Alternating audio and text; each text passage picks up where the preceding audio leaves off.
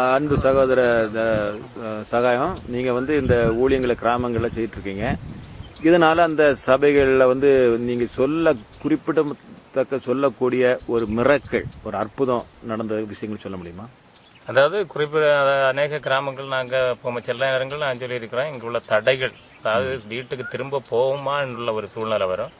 அதையும் தாண்டி கர்த்தருக்காக நமக்கு புறப்படும் போது அந்த டைமுகளை எல்லாம் பார்க்கும்போது அங்க அநேக அற்புதங்களும் அதிசயங்களும் அநேக காரியங்கள் கர்த்தர் செய்திருக்காரு. ஜனங்களுக்கு, அந்த இள ஜனங்களுக்கு கர்த்தர் செய்திருக்கிறார். நீங்க கண்டிருக்கீங்க? ஆமா, கண்டிருக்கேன். ஒரு நான் கேள்விப்பட்டிருக்கேன், ஒரு சமயம் வந்து மழையே இல்லாத அந்த இடங்கள்ல உழைத்து தேனி மாவட்டம் என்று நினைக்கிறேன். தேனி அல்ல, சிவகங்கை மாவட்டத்துல மழை இல்லாத இடங்கள்ல அப்போ மற்ற ஜனங்கள், அந்த புரஜா ஜனங்கள், நீங்க பெரிய கிறிஸ்துன்னு சொல்றீங்களே, உங்க தெய்வம் மழையை கொண்டு வர முடியுமான்னு சவால் விட்ட போது, அந்த நாட்களில் ஜெபித்த போது மழை பெய்ததாக சொன்னாங்க. அதை பத்தி நீங்க சொல்லுங்க. ஆமா, அதாவது சிவகங்கை மாவட்டத்துக்கு நாங்க ஒரு வாட்டி போகும்போது மழையே கிடையாது.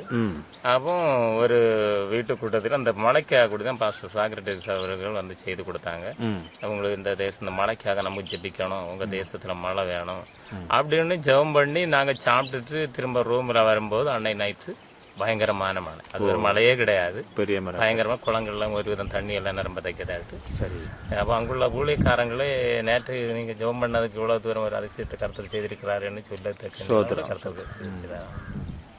வேற உங்களுக்கு இப்போ வந்து எப்படியாக இந்த ஃபைனான்ஸ் எல்லாம் உங்களுக்கு சந்திக்கப்படுது? இந்த ஊழியத்துக்கு போறீங்க, இவ்வளவு செலவு. இப்போ வந்து சென்னைக்கு பக்கம்லாம் போயிருக்கீங்க, அங்கெல்லாம் வந்து வாகனத்துக்கே ஒரு 10,000 ரூபாய் டீசல் போட்டால் தான் போக முடியும்.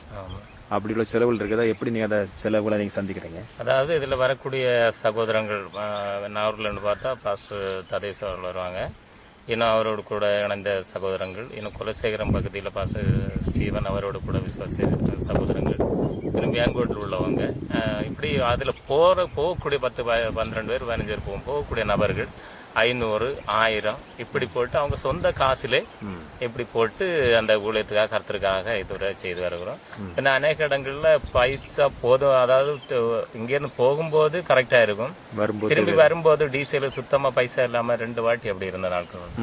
அவர்தான் பாஸ்டர்கிட்ட சொல்லும், பாஸ்டர் இப்படி 500 ரூபா தான் இருக்கு, இல்லைன்னா 1000 ரூபா தான் இருக்கு, வேற வழி இல்லை அப்படி சொல்லும்போது அவர் சரி ஜெபம் பண்ணுவோம், நீங்க நான் ஜெபிப்பாங்க, கர்த்தராக செய்வாருன்னு சொல்லிட்டு நாங்கள் யார்ட்டும் கேட்கறதும் கிடையாது. இந்த ஊழியத்தின் நிமித்தம் நாங்கள் காசு வாங்குறது கிடையாது. ஆனால் 2 வாட்டியும் பார்க்கும்போது எங்கள்கிட்ட டீசல் இல்லாமல் நாங்கள் வீடு வந்து சேர முடியாது. அந்த நாட்களில் கடைசியில் கூட்டம் எல்லாம் முடிஞ்சு சாப்பிட்டு கிளம்பும்போது அந்த சபையில் விசுவாசிட்ட கர்த்தர் பேசி ஒரு தடவை எங்களுக்கு 4000 ரூபா வேணும், 1000 ரூபா உண்டு, 3000 ரூபா டீசல் வேணும்.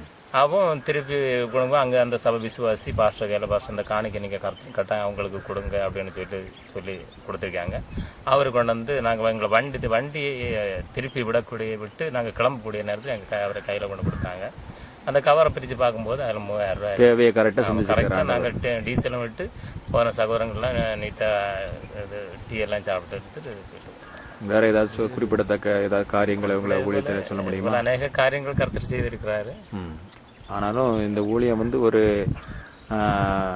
ஒரு வச்சுக்கிட்டு செய்யாத ஊழியம், விசுவாச ஊழியம். Okay, thank you. தொடர்ந்து இந்த ஊழியங்களை செய்யுங்க. கர்த்தர்